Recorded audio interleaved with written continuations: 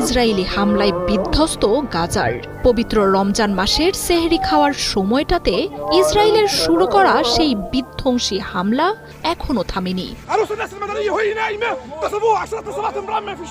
হাজারো মানুষের মৃত্যু হলেও নেতানিয়াহু বলছে গাজায় তাদের হামলার কেবল শুরু।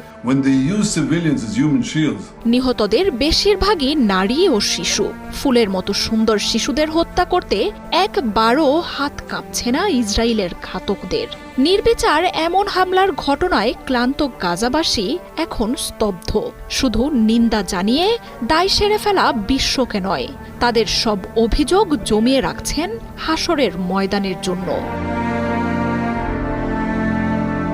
ইসরায়েলের নেতানিয়াহুর নিষ্ঠুরতা সব কিছুকে হার মানিয়েছে। ১.৫ বছরের যুদ্ধে ২৫ লাখের বেশি ফিলিস্তিনিকে হত্যার পর কেবলই গাজায় ফেরত